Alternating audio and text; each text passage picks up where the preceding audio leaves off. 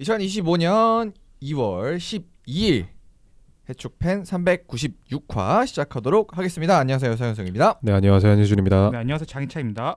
네, 팟캐스트 해축팬은 스포티파이, 팟빵, 네이버 오디오 플로어에서 즐기실 수 있습니다. 충무이키는 또 프리미엄, 블루라이트 차단 안경, 루크아이와 함께 합니다. 광고 문의는 하단에 이메일 또는 공식 인스타그램을 통해 연락을 주시기 바랍니다. 또 옵타의 데이터 브랜드 모기업이자 세계 최고 축구 데이터 공급업체인 스타스 플랫폼의 국내 공식 협력사 그라운드비프와 함께합니다. 자, 그러면 먼저 오프닝 토크를 들어가 봐야 되는데요.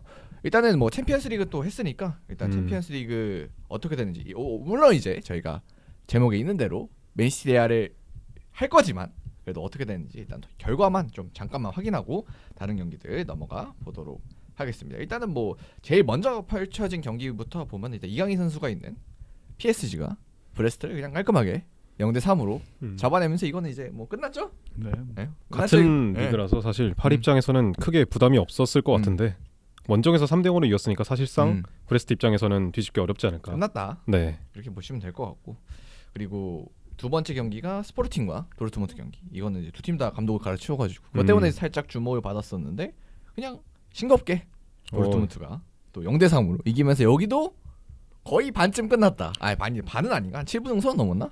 그렇지 않을까요? 아무래도 원정임을 감안하면은 도르트문트가 최근에 좋지 않았던 분위기를 반등시키는 데 성공했다라고 보면 될 것 같아요. 그래서 뭐 여기 같은 경우는 원래는 이제 요케레스가 뭐 어떤 활약을 보여주냐 뭐 이런 걸로 주목을 받았었는데 안 나왔습니다.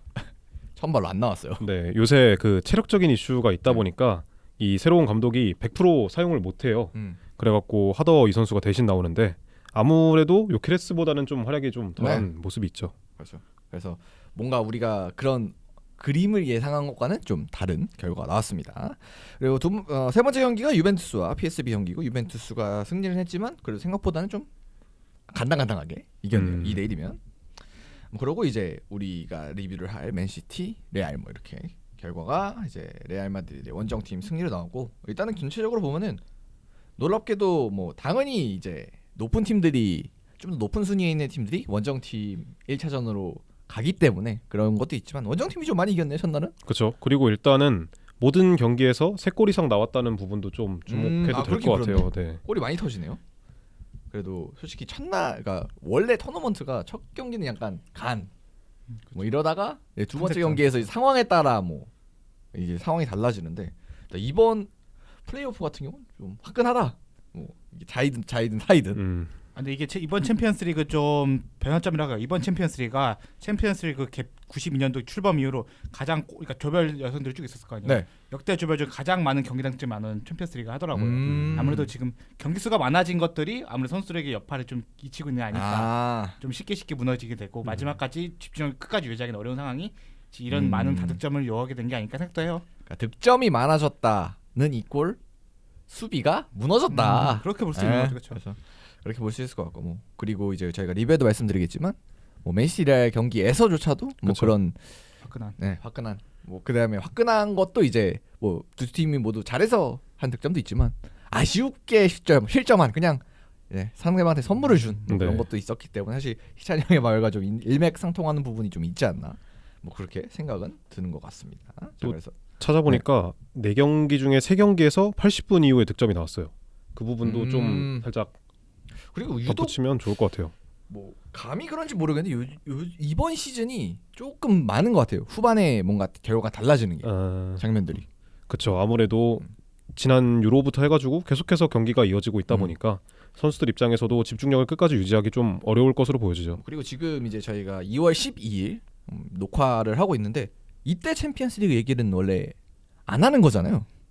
원래대로라면 이때쯤 하지 않나요? 16강이 원래? 조별이 좀 더 일찍 끝나고 이때 하는 건가? 그런가? 그랬던 거 기억도 그 하고. 발렌타인데이쯤 해가지고 원래 하는 걸로 알고 있어요. 와, 그러면은 지금부터 더 빡빡해지겠네요?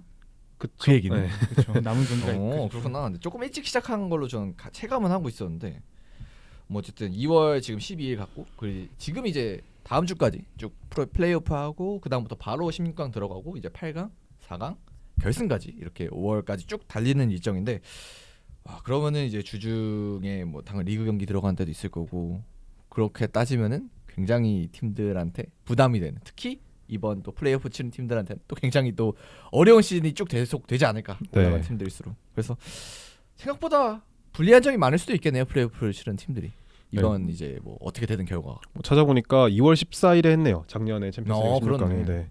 이제 원래 했구나. 그래서 어쨌든 시기는 비슷하지만 네. 이제 경기 수를 지금 훨씬 있는 늘어났죠. 팀들은 4경기나 더 치르는 거잖아요. 그렇기 때문에 데미지가 좀 상당하지 그렇죠. 않을까. 엄청 어렵죠. 그래서 특히 이제 뭐 맨시티, 레알 우리가 오늘 언급할 팀들이 이 여파를 어떻게 극복을 해나갈지 특히 이 팀들은 또 스코어 상당히 정상적이지 않은 상태라 사실 우리가 이번 주에 뭐 어떤 얘기를 했어도 다음 주에 또 확 바뀔 수도 있어요. 그렇죠. 네. 네. 그렇기 때문에 그런 것들을 좀 유의해서 보시면 또 재미가 있을 것 같습니다. 자, 그럼 오프닝 토크 챔피언스 리그 얘기 잠깐 정리를 해보고요. 넘어가서 맨시티와 레알 마드리드 경기 리뷰로 한번 가보도록 하겠습니다. 자, 그럼 넘어가기 전에 광고 멘트 차장님께서 하나만 읽어주시죠. 저희 중무이키는 프리미엄 블루라이트 차단 안경 루크아이에 함께하고 있습니다. 모니터를 많이 보시는 분들이 많다 보니까 이런 분들께 추천합니다. 네, 좋습니다. 자, 그러면 맨시티와 레알 마드리드 경기 리뷰로 들어가 보도록 하겠습니다. 그래서 맨시티와 레알 마드리드 챔피언스리그 플레이오프 1차전이었고요. 원정팀인 레알 마드리드가 맨체스터 시티를 2대3으로 꺾었네요. 네, 뭐 일단 결과만 놓고 보면은 레알 마드리드가 원정에서 역전승을 거두었잖아요. 그러다 보니까 확실히 유리한 고지를 점했다. 반면에 시티 같은 경우에는 비슷한 문제점이 이번에도 반복이 되면서 후반에 무너졌다라고 볼 수 있을 것 같아요. 그래서 이제 간단하게 또 들어가기 전에 스탯을 한번 살펴보면 2대3 스코어는 이렇게 나왔고 XG가 1.5대 3.30 슈팅은 11대 20 유효슈팅 4대 8 뭐 이렇게 나오면 점유율은 뭐 맨시티가 조금 앞서긴 했지만 전체적으로 저 스코어만큼 아니면 스코어보다 더 이 액면가는 레알 마드리드가 훨씬 더 많이 가져갔네요. 액면가를. 그렇죠. 그래서 그런 점들이 과연 경기 내용적으로는 어땠을지 한번 들어가 보도록 하겠습니다. 자, 그러면 맨시티부터 홈팀이니까 한번 가보죠. 일단 골키퍼 에데르송이고요. 그다음 백포에 그바르디올, 아케, 디아스, 아칸지 그리고 수비형 미드필더로 스톤스 그리고 그 위에 그리리시, 실바, 데브라이너, 사비오 나왔고 최전방에 홀란드 이렇게 나왔습니다. 일단은 뭐 직전 경기들에 비해서 에데르송이나 디아스, 스톤스, 더브라이너 이렇게 뭐 펩이 좀 신뢰하는 선수들이 모두 선발 라인업에 복귀했다는 점이 가장 주목할 만한 포인트일 것 같고 뭐 뒤에서도 언급을 하겠지만 어찌되었든 후방이 정상화되었다. 네. 라는 부분이 어쨌든 맨시티에게는 키포인트일 것 같아요. 그리고 그것에 더해서 뭐 당연히 포함되는 얘기지만 스톤스가 수비형 미드필더로 나왔다. 뭐 이것도 좀 주목을 할 만한 점인 것 같아요. 그렇죠. 자, 그럼 원정팀 레알로 한번 가보도록 하죠. 레알 마드리드는 크루투아 나왔고 골키퍼로 발베르데, 추아메니, 아센시오, 맨디 그리고 미드필더에는 호드리구, 카마빈가, 세바요스, 벨링엄 그다음에 공격수에 음바페, 비니시우스 나왔는데 와, 이 레알 마드리드 백포가 이게 맞죠? 수비수가 미드필더 아닌가? 직전 아센시오까지 하면은 뭔가 그 아센시오랑 바꿔서 생각하면은 뭔가 미드필더 라인인 것 같기도 하고요. 직전 경기였던 마드리드 더비에서 바스케스가 다쳤어요. 그렇죠. 그러면서 라이트백 자리 역시도 공석이 되었고 어쩔 수 없이 발베르데가 라이트백 자리로 갔고 그 중앙 비어버린 중앙 자리는 카마빈가가 그래도 부상 복귀를 하면서 이런 라인업을 꾸렸다라고 보면 될 것 같습니다. 그래서 이제 센터백 라인에 그다음에 수비 라인 전체적으로 좀 레알 마드리드에서 좀 빈자리가 좀 보이는 그런 라인업이었고 솔직히 위쪽은 뭐 세바요스가 나온 게 조금 사고라면 사고일 수도 있겠지만 근데 요새 세바요스가 그래도 쭉 나오고 있긴 그렇죠. 하다 보니까 네. 그러다 보니까 어쨌든 우리는 수비 라인 빼고는 뭐 레알 마드리드는 정상적으로 나왔다. 네. 그래서 특히 앞선에서는 뭐 약간 스포지만 좀 굉장히 위협적인 모습을 오늘도 레알 마드리드가 보여줬습니다. 자, 그럼 경기 포인트로 들어가 보도록 하죠. 네, 일단은 이번 경기에서 첫 번째로 짚고 넘어갈 부분은 맨체스터 시티의 후방 빌드업과 레알 마드리드의 압박이라고 보면 될 것 같은데요. 일단은 뭐 레알 마드리드 같은 경우에는 다른 경기들보다는 조금 더 적극적으로 전방 압박을 시도하는 장면들이 많았어요. 근데 아무래도 레알 마드리드라는 팀 자체가 전방 압박을 되게 체계적으로 가져가진 않는 팀이잖아요. 그러다 보니까 이 압박 자체가 되게 체계적으로 시퀀스가 잘 잡혀 있다라고 보기보다는 이런 식으로 좀 중구난방 형식이 많았다라고 보길 수 있거든요.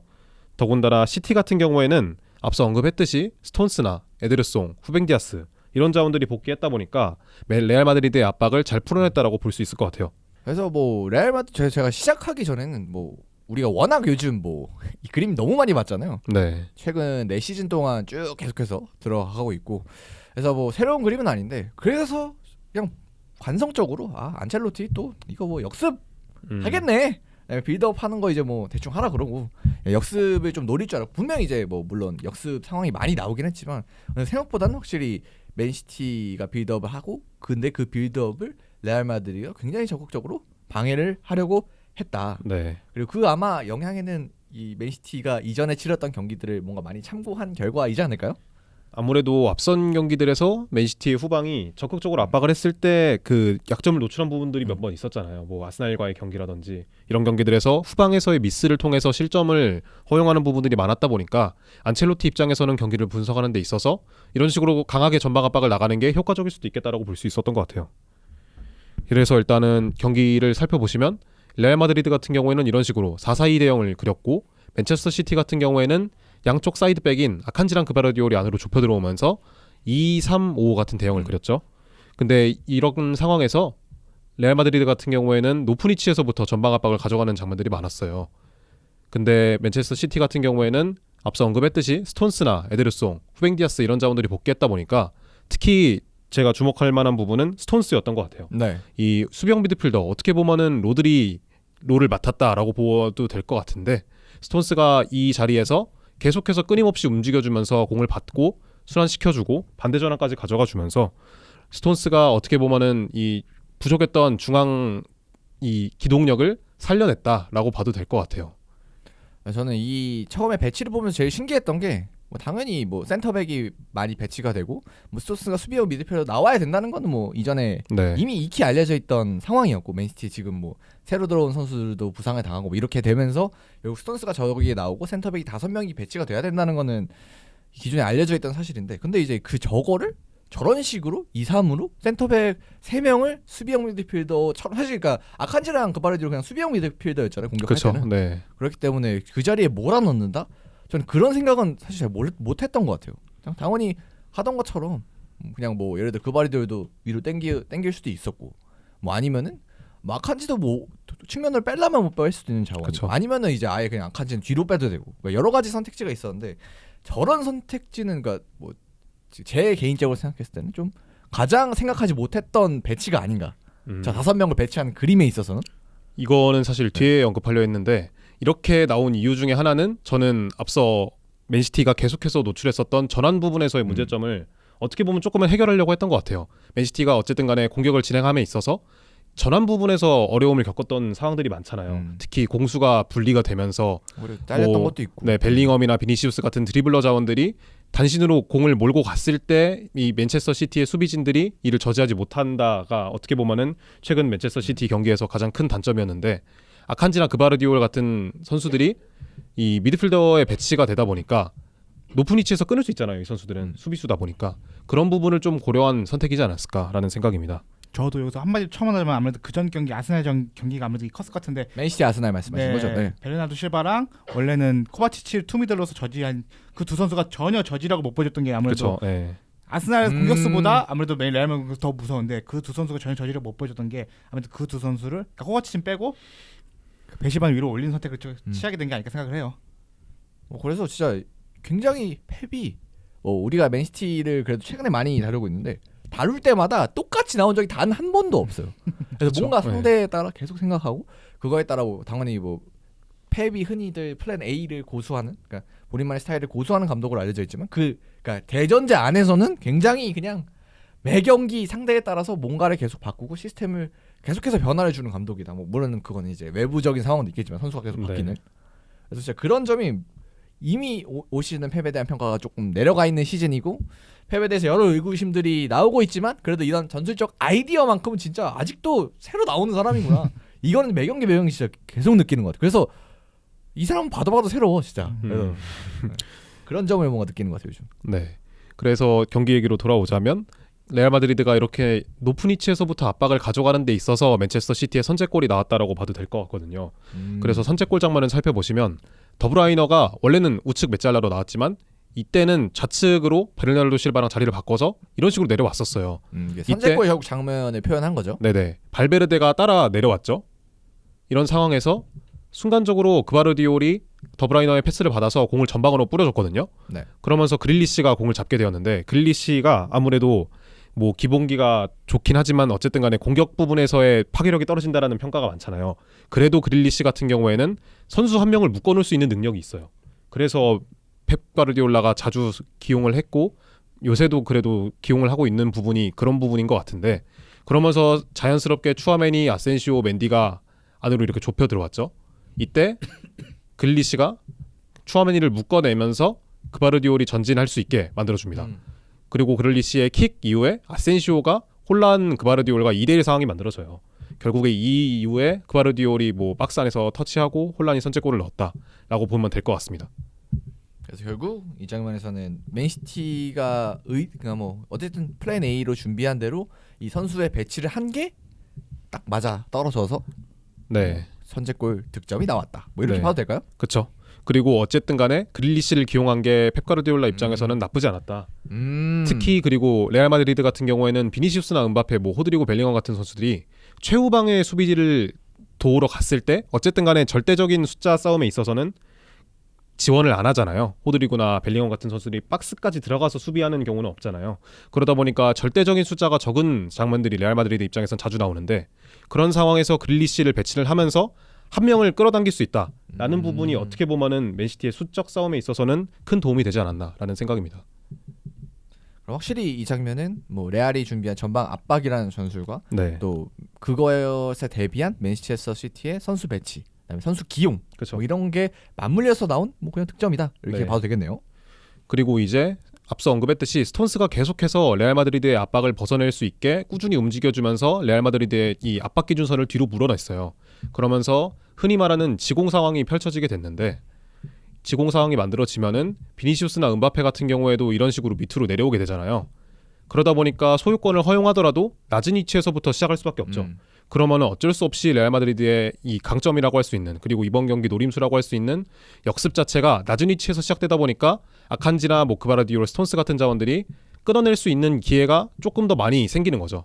후뱅 디아스나 아케 같은 자원들이 후방에 위치하더라도 이 공간 자체가 길다 보니까 비니시우스가 공을 잡고 드리블을 한다 해도 충분히 저지할 수 있을 만한 기회가 생기는 거죠. 그렇죠. 그래서 뭐 저희가 화면을 띄워드릴 거지만 지금 스톤스 패스하면 보여드릴 건데 스톤스가 굉장히 뭐 수비형 미드필더에 위치를 하면서 물론 이제 이 위치가 안 뛰어본 선수는 아니지만 그래도 오랜만에 나와서 네. 굉장히 좋은 수비형 미드필더로서 볼 전개 능력을 보여준 것 같습니다. 특히 로드리가 생각날 만한 장면들이 오, 몇 번 그 정도다. 있었는데 네. 그 스톤스가 앞서 언급했듯이 이 비니시우스나 은바페 사이나 아니면 계속해서 움직이면서 공을 받는 장면도 되게 뛰어났는데 상대 선수를 하나 끌어당기는 장면에서 되게 로드리가 생각이 난다라는 생각이 들었거든요. 저는 네.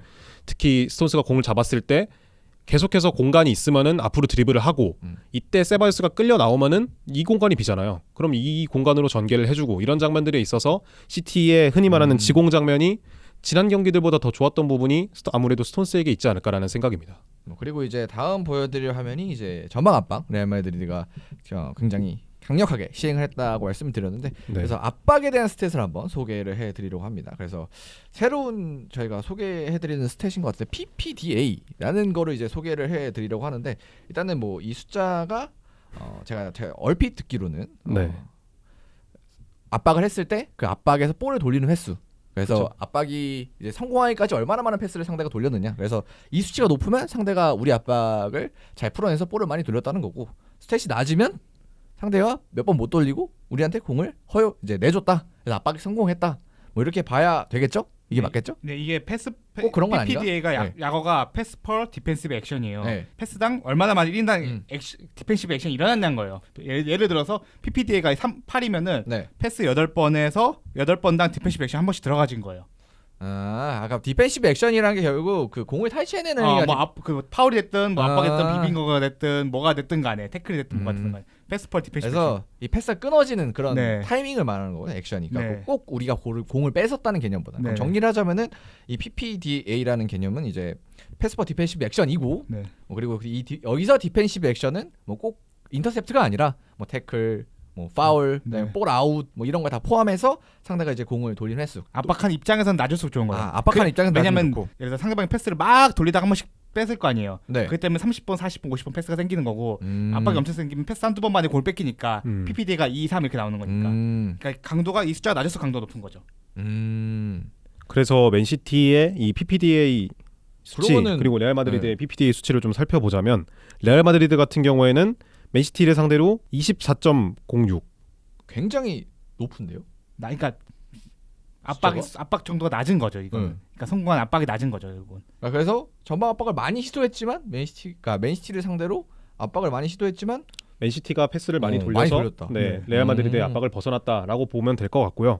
반대로 시티 같은 경우에는 레알 마드리드를 상대로 전반전에 PPDA 수치가 9.5였어요. 그러니까 좀 극명하게 차이가 나잖아요. 이런 부분에 있어서 시티가 어찌 보면 주도권을 잡았다라고 보면 될 것 같아요. 그러니까 사진 보시면은 나중에 보면 사진 저희 띄워야 되는데 태클이랑 파울 커미트가 한 번씩 있는 거잖아요. 네. 그러니까 맨시티가 전반 기간 이 정도밖에 상대방이 압박 정도 성공하지 못한 거죠. 그러니까 지금 뭐 점이 잘 보이실지 모르겠는데 점이 딱 두 개. 그러니까 레알 마드리드의 수비 액션이 2개. 근데 이게 압박을 그렇게 했는데 그렇죠. 그러니까 그 실패한 거죠. 사실상 이 두 선수 아무래도 음바페랑 비니시우스 선수가 이날만큼은 압박을 하는 데 있어서는 조금 천병의 역할을 못했다는 거죠. 그럼 확실히 이 전반전에 한정해서 보자면 네. 맨체스터 시티가 준비한 대로 뭐 득점까지 만들어냈고 과정 자체도 굉장히 좋았다. 이렇게까지도 말할 수 있을 것 같네요. 그렇죠. 그래서 일단은 압박에 대한 얘기까지 쭉 마무리를 해보고 근데 이제 전반부터 문제가 좀 발생한 지점이 선수들의 부상. 전반에 나갔잖아요, 글리시. 그쵸. 제가 봤을 때는 이 맨체스터 시티의 전방 압박 이 수준이 어떻게 보면 조금 오버페이스 느낌이 있었던 것 같아요.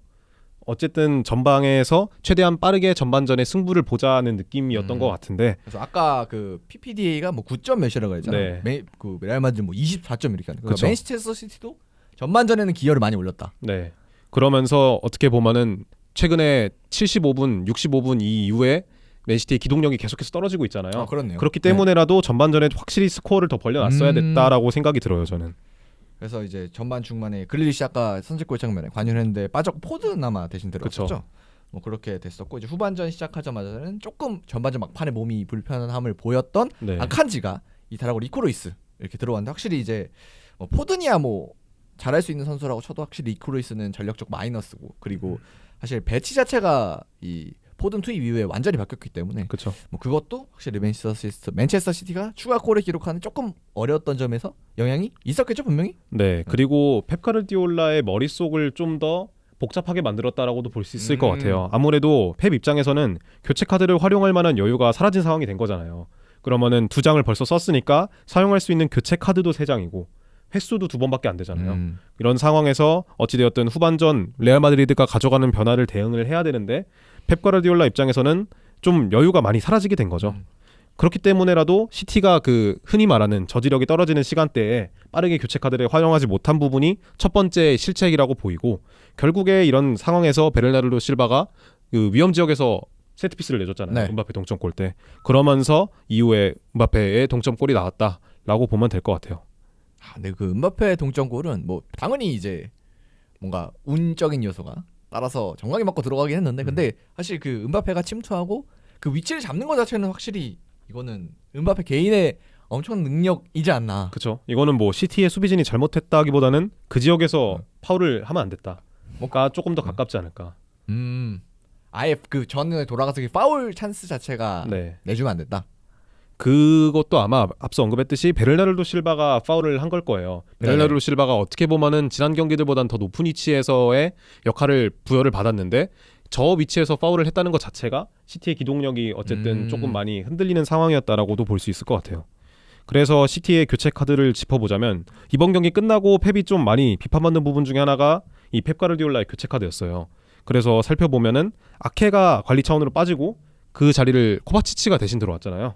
이런 식으로 스톤스가 센터백으로 들어가고 이 원래 스톤스 자리에 코바치치가 들어왔어요. 그러면서 코바치치가 앞서 전반전에 보여줬던 스톤스의 역할을 그대로 맡았는데 코바치치는 스톤스만큼의 역할을 보여주지 못했죠.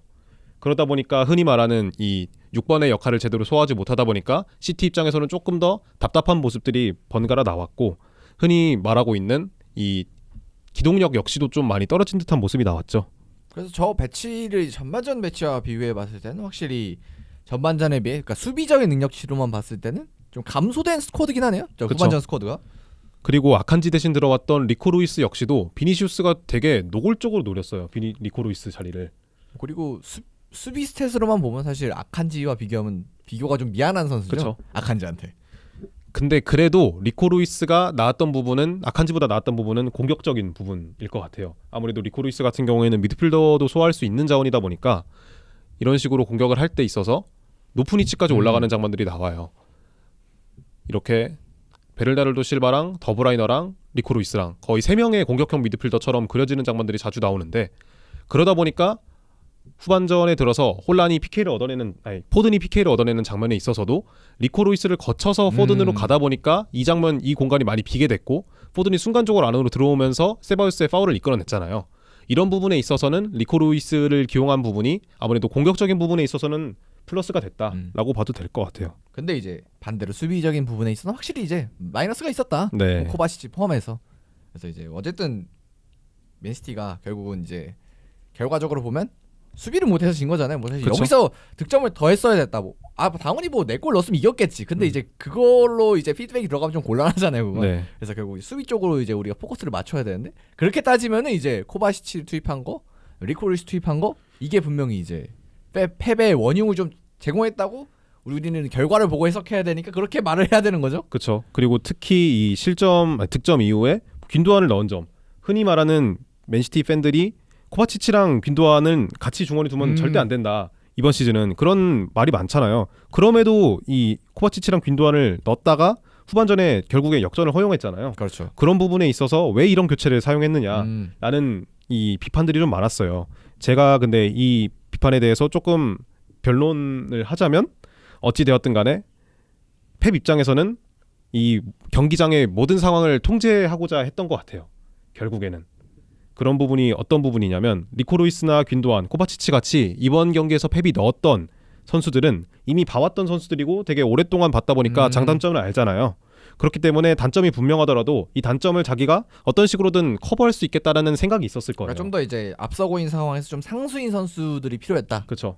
이게 수비적인 리스크가 있음에도 불구하고 어쨌든 이 선수들을 넣으면은 이런 부분이 좋고 내가 이런 부분에서 단점이 있으니까 이런 식으로 커버를 해야지라고 생각을 했을 텐데 예를 들어서 지금 후반기에 들어왔던 후사노프나 아니면 뭐 마르무시 같은 자원들 같은 경우에는 이 필드에 들어왔을 때 어떤 변수 상황이 나올지 모르잖아요. 뭐 니코 곤잘레스 같은 경우는 좀 힘들었겠죠. 사실상 나오기가. 네. 그렇다 보니까 펩 입장에서는 알고 있는 선수들을 투입을 하면서 후반전에 대한 변수를 최대한 차단하려는 모습을 보였는데 결국에는 이게 안 됐다는 부분이 가장 큰 비판 여론이겠죠. 네, 솔직히 근데 저는 교체는 뭐 사실 일단은 앞에 두 개는 이거는 말할 필요가 없는 거고 부상 네. 때문에 교체하는 네, 거니까 네. 이거는 그렇다 치고 그다음에 균도안도 솔직히 데브라이너는 교체를 했잖아요.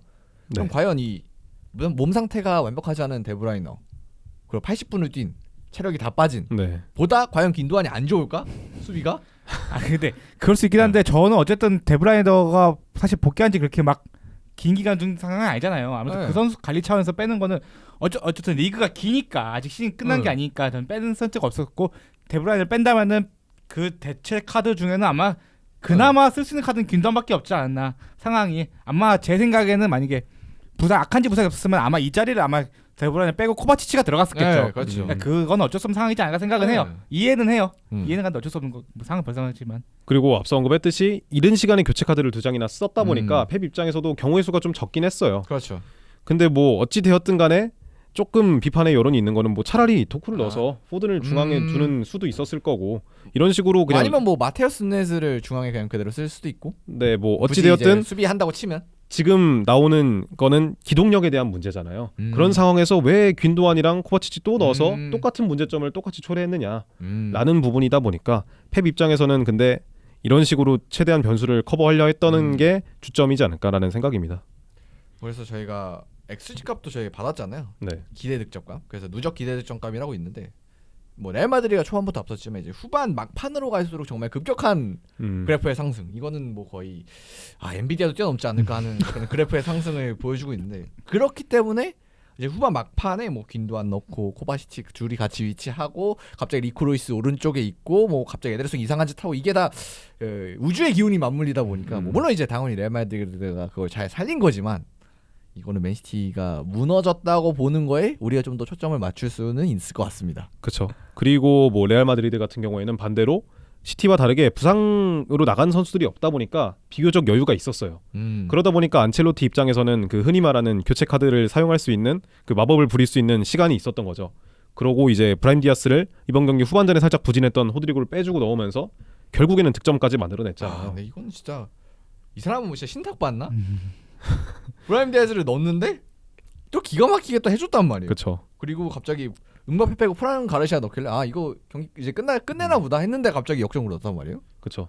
그 부분도 어떻게 보면은 프란 가르시아를 넣으면서 주드 벨링엄을 전방으로 넣었잖아요. 네. 배치를 했잖아요. 그게 또 됐어. 그러면서 이제 주드 벨링엄이 헤더 따고 이후에 이제 시티의 볼 처리가 미숙하다 보니까 비니시우스가 빠르게 치고 들어가면서 득점이 나온 거잖아요. 이런 부분들이 아무래도 안첼로티의 이 특유의 감을 증명하는 그런 교체 카드지 않았나. 근데 이게 되게 오래전 얘기를 꺼내서 보면 안첼로티가 원래 공격적이 더 상황이 필요할 때도 오히려 공격수나 미드필더를 빼고 후방자원을 넣는 경우가 많아요. 제 어렸을 때 기억에도 완전 옛날에 20-30년 전 얘기는 AC 밀란 시절 때도 그때 중요 핵심 자원을 빼고 암브로신을 넣은 적이 있어요. 오히려 후방을 든든하게 해서 앞 선수들이 앞에만 신경 쓸 수 있게 오히려 그 선수 애매하게 밸런스 잡지 말고 오히려 몰게 하는 그런 스타일의 교체를 되게 오랜 시간 해왔던 감독이어가지고 아마 이런 소위 말해 짬에서 오는 바이브가 이게 있지 않나. 이탈리아 감독들이 살짝 그런 전술적인 변화를 가져가는 부분에 있어서 되게 뛰어난 부분들이 많거든요. 특히 뭐 알레그리도 최근에는 좀 많이 떨어지긴 했지만 과거 그 토트넘이랑 했을 때 챔피언스리그 16강이었나? 그때 아마 리슈타이너 넣으면서 분위기 반전시켜서 와 막 되게 전술적으로 잘했다 이런. 그때 손흥민의 토트넘이 거의 손흥민 선수도 골을 넣고 거의 이겼다가 이제 진짜 막판에 70분 이후인가? 그때 뒤집어졌던 기억이 나네요. 그런 식으로 교체 카드를 가져가는 경우가 많은데 이번에도 안첼로티도 이탈리아 지도자잖아요. 네. 그런 부분에서 되게 좋은 모습을 보였다라고 볼 수 있을 것 같습니다. 갑자기 그 짤이 생각나네. 이겨야 한다 하고 엄청 열심히 하거든. 발가락으로 딸깍딸깍 하면 이기는 그 짤이 생각나는. 펩이 막 생각해서 오늘은 스톤스를 수비형표도 넣고 2-3-5로 해서 우리가 빌드업을 잘해야지 하고 나오면 안첼로티는 잠자고 일어나서 마법을 부리는 잠자고 일어나서 오늘 브라임 디아즈 그럼 이제 딱 벨링엄 앞으로 한번 넣고 이게 뭐 물론 이제 우리가 이런 얘기를 지난 한 3-4시즌 동안 계속 했죠. 전술의 펩, 그다음에 약간 감적인 그런 뭐 기용의 안첼로티, 뭐 이런 대결을 많이 봤지만 오늘도 이 전술과 감의 대결에서 감의 대결이 나왔고 결과는 이제 안첼로티 쪽으로 좀 웃어주는 그런 그림은 나왔네요. 네. 그리고 펩 가르디올라가 비판을 받는 부분이 이런 식으로 패배한 경기가 이번 시즌에 너무 많다는 거예요. 후방에 무너지는. 네. 후반에 막판에 무너지는. 그래서 제가 자료를 찾아봤는데 맨체스터 시티 같은 경우에는 2024년 11월 10일에 있었던 브라이튼전에 역전패를 당했었거든요. 그 이후에 75분 이후에 실점을 허용해서 승리하지 못했던 경기가 6경기나 있어요. 근데 이 11월 10일 이후로 21경기를 했는데 6경기를 못 이긴 거거든요. 그러니까 사실상 3경기 중에 한 경기는 75분 이후에 실점을 허용해서 승점을 잃었다. 원래 맨시티가 원래는 1년에 6번도 안 지는 팀이에요. 그쵸, 근데 6건을 이럴 때문에 졌다는 거는 시작한 거죠. 후반에 무너진다는 거죠. 계속. 물론 비긴 경기도 포함이 되어 있긴 합니다. 그래서 4경기를 지고 2경기를 비겼어요. 진짜? 네. 꽤 많이 그래도 드랍을 했네. 그럼 후반에 이기고 있다가 드랍한 거잖아요. 네. 그런 부분에 있어서 펩 가르디올라의 교체가 이런 식으로 나비 효과를 낳는 게 이번 경기만이 아니었고 그렇기 때문에 시티 팬들이 되게 답답함을 느끼는 거다라는 생각입니다. 확실히 뭔가 수비를 든든히 할 수 있는 그런 플랜. 뭐 예를 들면 누네즈를 미드필더에 넣는다든가 아니면 진짜 아예 뭐 수비수를 때려 박든가 뭐 아니면 라인이라도 내리든가 뭐 4-4-2로 해도 뭐 진짜 뭐 가드라도 세우든가 뭐 하여튼 이런 뭐 당연히 뭐 펩이 그런 걸 하진 않겠지만 어쨌든 다른 뭔가 대응. 지금까지 이렇게 했다가 많이 망했으니까. 그래서 그런 걸 보고 바라시는 분들이 많았을 텐데 오늘도 펩은 이제 펩의 생각 처음부터 자신의 스타일을 고수했고 결국은 이제 안첼로티의 한 방에 무너지는. 네. 근데 이게 필연일까요, 과연? 근데 이게 계속되면은 어쨌든 간에 잘못이 없지는 않다고 봐요. 제가 언급했듯이 그 변수를 차단하려고 이런 식의 교체 카드를 기용하는 것 자체는 알겠으나 이게 한두 번 잘못되면은 뭔가 교체 카드를 사용하는 데 있어서 변화를 줄만 하잖아요. 근데 그런 부분에 있어서 계속해서 이런 식으로 결과가 나오고 있다는 점은 분명히 펩 가르디올라 입장에서는 개선해야 되는 부분이다라는 생각입니다. 그래서 결국은 이제 2대3으로 레알 마드리드 원정팀이 승리를 하는 결과가 나왔고 다음 주에 펼쳐질 2차전은 레알 마드리드로 이제 원정을 떠나서 이제 마드리드로 원정을 떠나서 맨시티가 경기를 치러야 되기 때문에 사실 뭐 굉장히 이제 불리해진 상황이라고 볼 수가 있겠습니다. 그렇죠. 그리고 맨시티 입장에서는 레알 마드리드에 아마 옐로 트러블 있는 선수들이 많을 거예요. 그런 부분에 있어서라도 이번 경기에서 조금은 파울을 유도해서라도 다음 경기에 위 선수들을 못 나오게 해야 되는 장면들이 많았을 텐데 그것도 하나도 못 얻었다는 점. 이 부분이 양팀 다 뭐 경고는 없네요. 네, 이런 부분에서도 맨체스터 시티 입장에서는 굉장히 아쉬울 것 같아요. 그래서 일단은 뭐 지금까지로 놓고 보면 다음 주도 뭐 선수들이 막 크게 막 많이 돌아온다고 이런 얘기는 뭐 못 듣긴 했거든요. 그래서 네. 결국은 이제 라인업만 보자면은 비슷하게 나올 것 같은데 결국 큰 틀에 있어서는. 그래서 과연 이 똑같은 이제 장기만을 가지고 과연 상대에게 유리한 필드로 갔을 때 더 좋은 결과를 낼 수 있느냐라고 봤을 때는 사실 조금 긍정적인 얘기를 하기는 지금 상황에서 어렵지 않을까. 그렇죠. 아무래도 펩 가르디올라가 이번 경기도 되게 전술적으로 스타트를 좋게 셋업은 잘했는데 선수들 부상 당하면서 자기가 통제할 수 있는 상황이 발생하다 보니까 이게 승리가 손가락에서 빠져나갔는데 다음 경기도 똑같이 아무리 준비한다고 해도 후반에 또 무너진 상황이 발생하지 않을 거라는 보장이 없다. 보장이 없으니까 다음 경기 심지어 거기는 레알 마드리드 홈이니까 아무리 준비를 잘해도 레알 마드리드 홈에서는 그 레알 측의 정신이 더 잘 될 텐데 아무래도 좀 펩 쪽이 더 불안한 상황이죠. 펩시티 쪽이 또. 그 뭐라 그러죠? 후아니토 정신? 네. 자 그게 뭐 있나 봐요. 레알은. 최근에 또 이런 식으로 우승한 상황이 많잖아요. 뭐 당장 최근 우승만 해도 네. 그거가 과연 이제 레알 마드리드가 이건 레알 마드리드 승리제라고 한 사람이 얼마나 될까? 계속 밀리고 있는 상황에서도 어쨌든 우리는 이긴다라는 느낌이 있잖아요. 그런 이 후아니토 특유의 후아니토 정신이 젊은 자원들한테도 있다는 점이 보유하고 있다는 점이 레알 마드리드 입장에서는 굉장히 되게 좋은 부분 중에 하나이지 않을까. 오늘 이제 역할을 했었던 뭐 브라임 디아즈도 그렇고, 네. 막판에 벨링엄 또 그렇고, 뭐 다 뭐 벨링엄이야 뭐 너무 많이 해서 이제 익숙하긴 합니다만 굉장히 어린 자원이고 앞으로 레알의 15년을 이끌어 가야 될 선수인데 뭐 어쨌든 그런 선수가 이런 정신의 중심에 있는 건. 근데 경고력도 잉글랜드 선수긴 한데 참 대단하긴 합니다. 둘 다 어떻게 보면 잉글랜드 출신이죠. 그리고 저는 이 경기를 쭉 보면서 그냥 이 경기를 가는 거는 뭐 전술적인 것도 중요하겠지만 그냥 맨시티라는 팀과 레알 마드리드라는 팀이 붙었는데 그냥 팀적으로 레알 마드리드의 팀 힘의 합이 더 그냥 강하지 않았나. 그냥 아무리 뭐 좋은 무기를 들고 나와도 그냥 힘이 약하니까 어떻게 막판에 결국 힘싸움에서 밀려버리는 그런 느낌을 많이 받았어요. 결국 맨시티가 힘이 빠지고. 그렇죠. 어찌 되었든 레알 마드리드 입장에서는 계속해서 수비를 하더라도 결국에는 이 공수를 연결해줄 수 있는 주드 벨링엄이라는 존재와 음바페, 비니시우스, 호드리고가 있으면은 결국에는 어쨌든 이 선수들이 해결을 해줄 거다라고 믿을 수밖에 없을 거예요. 수비진 입장에서도.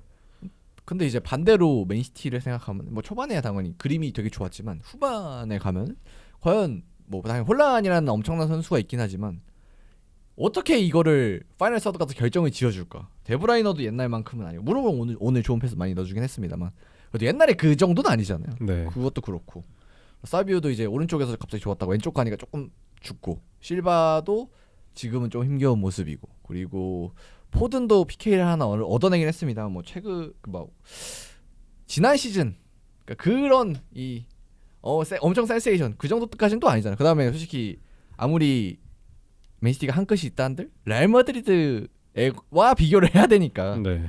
비니시우스, 벨링엄과 비교를 하기에는 이게 쉽지 않았다 오늘은. 이건 되게 지극히 맨체스터 시티 네. 이야기이긴 하지만 더브라이너가 이번 시즌에 거의 풀경기라고 말하죠. 거의. 그러니까 90분을 소화할 체력이 있었던 경기가 거의 없었던 것 같아요. 일단 지금도 없죠. 네.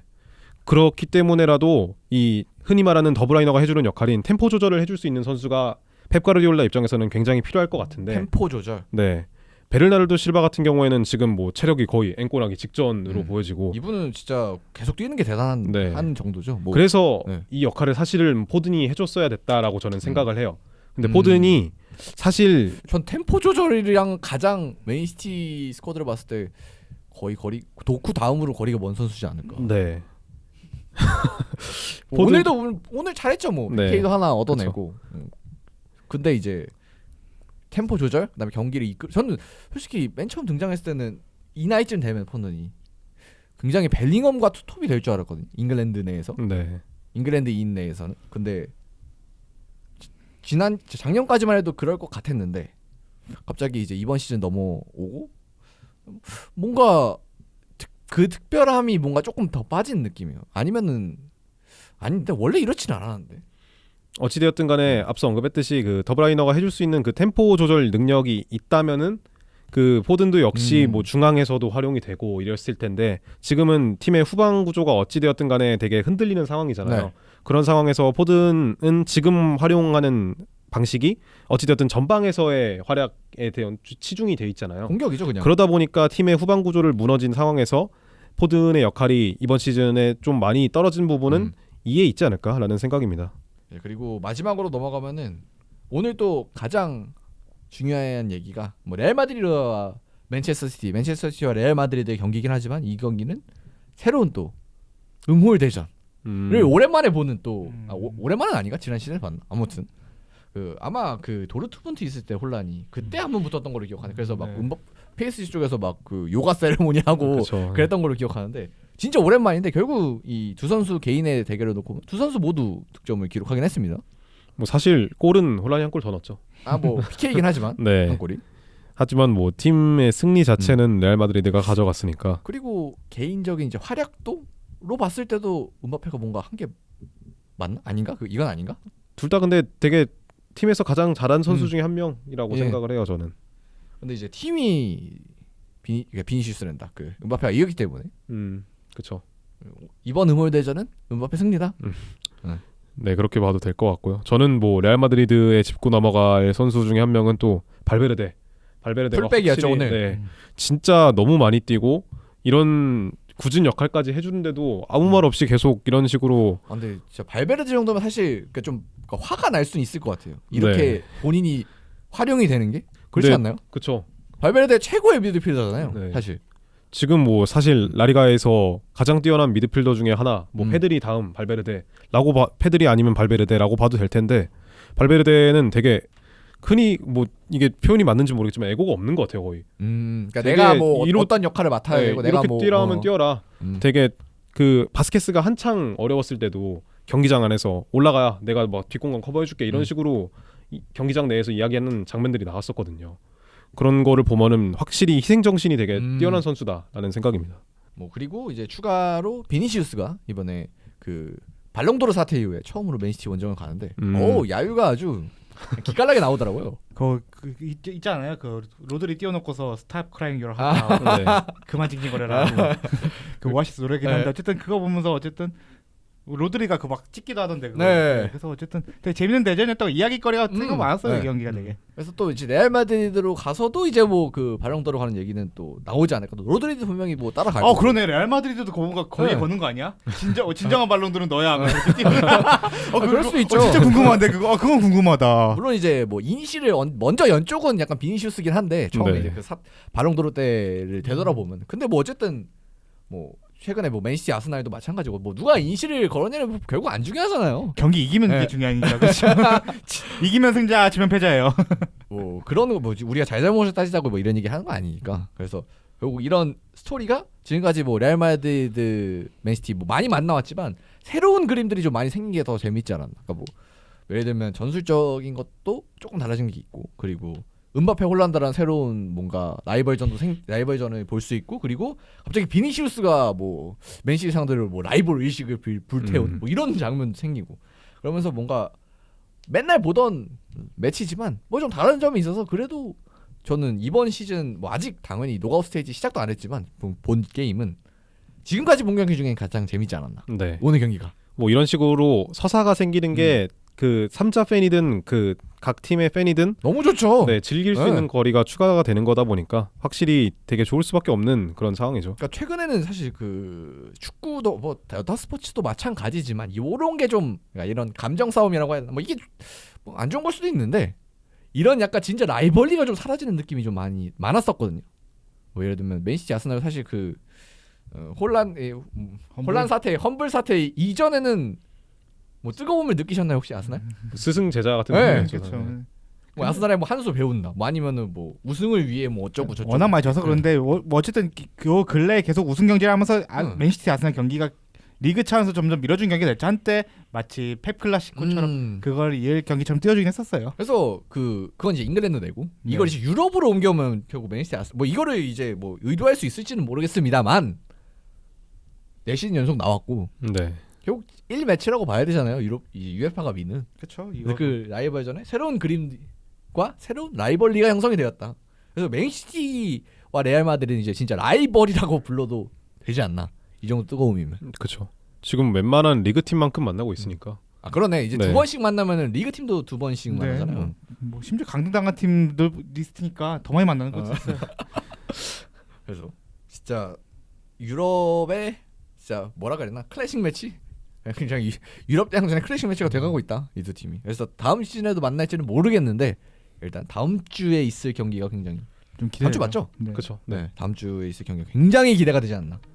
다음 주도 한번 살펴는 봐야 되는데 이건 한번 다음 주 경기를 보도록 하겠습니다. 네, 그러면은 이제 1부 여기서 마무리를 해보고요. 2부 한번 넘어가 보도록 하겠습니다.